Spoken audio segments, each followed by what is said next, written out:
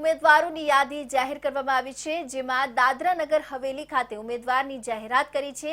દાદરા નગર હવેલીના ત્રીજા એમપી સ્વર્ગ રામજી મહલાના પુત્ર છે અજીત રામજી મહલાને ટિકિટ આપી છે। અજીત મહલા સહાયક શિક્ષક તરીકે સેવા આપી રહ્યા હતા। કોંગ્રેસ પોતાના ઉમેદવારોની 13મી યાદી જાહેર કરી છે, જેમાં દાનવ ખાતે પોતાના ઉમેદવારની જાહેરાત કરવામાં આવી છે, જેમાં દાદરા નગર હવેલીના ત્રીજા એમપી રામજી મહલાના પુત્રની પસંદગી કરવામાં આવી છે। અજીત રામજી મહલા સહાયક શિક્ષક તરીકે સેવા આપી હતી।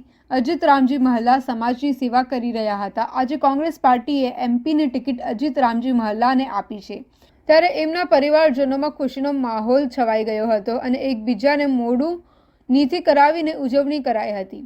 ઉમેદવાર તરીકે નામ જાહેર થતાં તેમના પરિવાર સાથે કાર્યકર્તાઓમાં પણ ઉત્સાહનો માહોલ દેખાઈ રહ્યો છે અને એમને મીઠાઈ ખવડાવી ઉમેદવાર તરીકે વધાવી લેવાય છે। આજે આપણે છે અજીત રામજી મહાલાના ઘરે, જેમને કોંગ્રેસે હાલમાં ટિકિટ આપી છે। જાણીએ, ચાલો એમના સાથે વાત કરીને જાણીએ કે શું કહેવા માંગે છે। અજીતભાઈ, શું કહેવા માંગો છો? મને જો ટિકિટ મળી છે, જો મને પાર્ટી હાઈકમાન્ડે મને પર ભરોસો રાખ્યો છે, એના પર મેં ખરા ઉતરું અને જે પણ મારા સામે વિશ્વાસ રાખ્યો છે લોકોએ, તે હું ગામ ગામ જઈને લોકોનો જે પણ પ્રશ્ન છે એ સોલ્વ કરવાની કોશિશ કરીશું। કયા કયા મુદ્દાને લઈને તમે જનતાના વચમાં જશો ને કયા મુદ્દા પર જોર આપશો ને સ્થાનિક મુદ્દાઓ કયા રહેશે અને નેશનલ મુદ્દા કયા રહેશે તમારા? હા, એમ જોવા જાય તો ગ્રામીણ ભાગમાં જાય તો સબસે જે મુદ્દા છે તે બેરોજગારનું છે, શિક્ષણનું છે અને આ જો આપણા ટીચર લોકો છે કે કોઈ બી ગવર્મેન્ટ સર્વન્ટ છે એને જે કાઢી મૂકેલું છે, આ બહુ દુઃખી છે। એના માટે અમે લડવાનો પ્રયાસ કરીશું।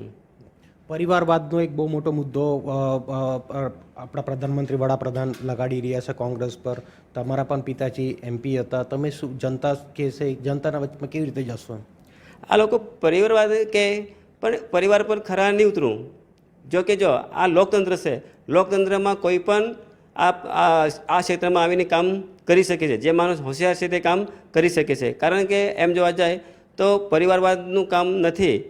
લોકોનો મુદ્દા છે, બેરોજગારનો મુદ્દા છે કે કોઈ પણ મુદ્દા છે જે જનતા હાલમાં એકદમ ત્રસ્ત છે, તો એ મુદ્દો જરૂર લેવા જોઈએ છે, કેમ કે આ પછી જો આપણે લોકો વચ્ચે નહીં જાય તો આપણું કંઈ એમાં આવવાનું કંઈ એ રસ નથી।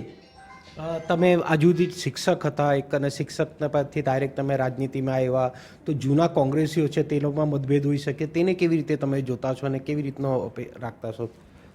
મારું ટીચર ગ્રુપમાં હતું, પણ મારા ટીચર લોકો કે ગવર્મેન્ટ સર્વન્ટ બહુ દુઃખી છે, કારણ કે 280 ટીચર જેટલાને કાઢી મૂક્યા છે।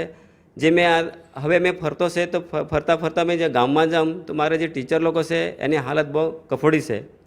તો મારે કહેવાનું એટલા જ છે કે જે આપણે હાલના સાંસદ હતો એ હાલના સાંસદ જો થોડુંક બી આ લોકોની મદદ કરતે તો એને કંઈ રાહત મળી જતે। 45 વર્ષની ઉંમર વધારે થઈ ગઈ છે બધાની, હવે એને કામ મળે તો કામ મળે।